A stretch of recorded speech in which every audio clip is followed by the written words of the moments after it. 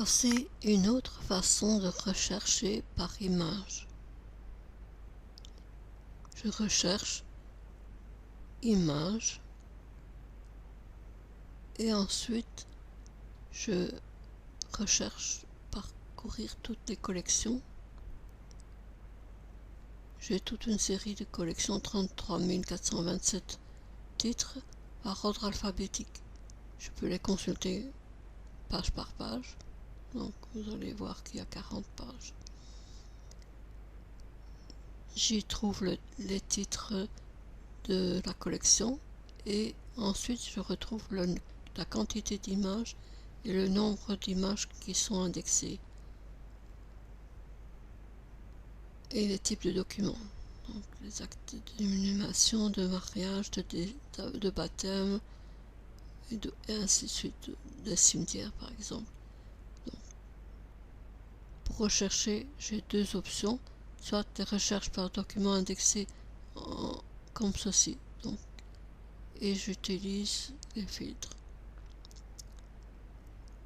Le premier filtre, c'est de choisir le type de document, par exemple les naissances. Ensuite, j'ai le choix de la région et ensuite du pays. Je vais choisir la France et j'ai le choix en dessous des dates.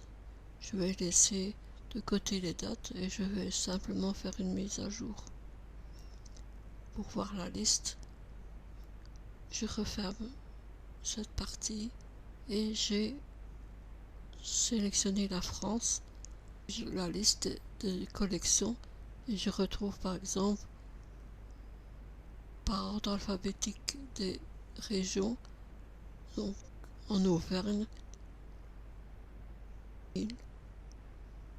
4 355 028 images avec 42% d'indexés. Donc on peut voir que ce sont des actes de naissance. J'ai sélectionné les naissances, donc obligatoirement je retrouve le type d'archives que je reçois ici dedans. Et je vais en choisir une, par exemple la Charente, les naissances de Charente.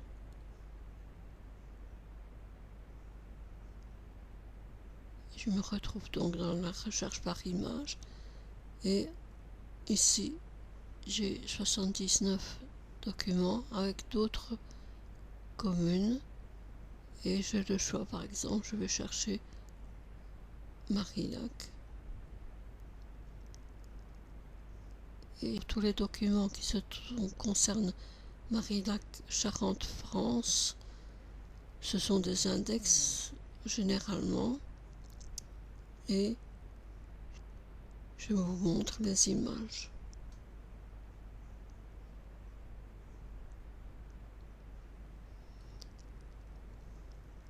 En ligne. Si elle concerne mon ancêtre, je joins l'arbre familial. Cette partie, maintenant, je choisis d'utiliser la grille, c'est-à-dire un autre affichage concernant les mêmes archives. Donc j'ai la France et la liste par ordre alphabétique et la dénomination. Donc si je souhaite regarder toutes les collections, je vais voir en bas qu'il y a deux pages avec les nivernais et les naissances de cette région. Et je retrouve ainsi la Bourgogne. Et dans la Bourgogne, je retrouve la Nièvre. Et si je change la liste des documents sur la Charité, Cône, dans la Nièvre, en Bourgogne, en France.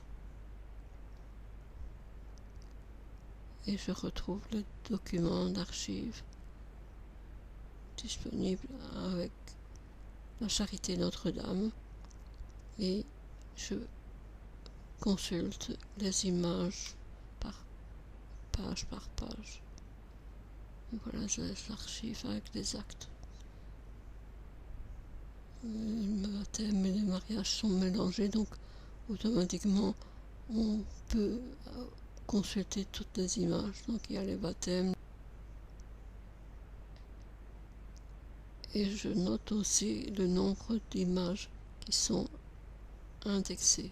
Donc pour certains endroits, il y a plus de 80 000 images, mais il n'y a personne qui est indexé pour la Loire. Mais par contre, il y a en France, dans le Maine, j'ai 76% d'annexés.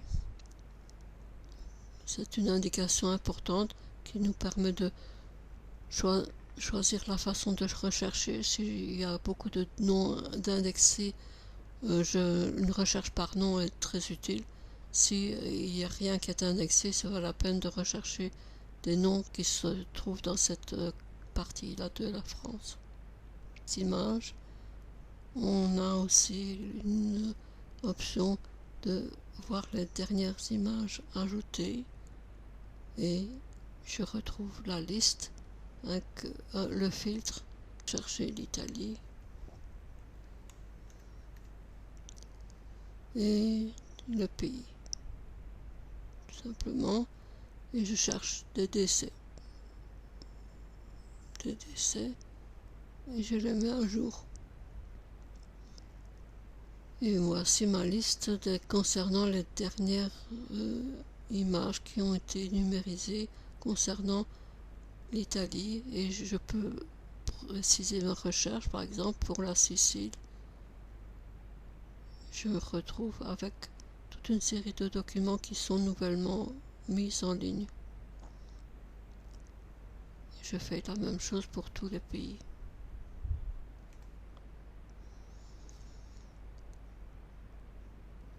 Le pays, je mets à jour. Et voici tous les documents qui se trouvent pour la France, pour le Lot par exemple. J'ai là les communes, donc j'ai 100 résultats. Je vais rechercher la Bastide par exemple. Et me voici avec 10 résultats. Donc, les actes de naissance, de mariage et de naissance des années récentes. Et je les retrouve ici, les documents.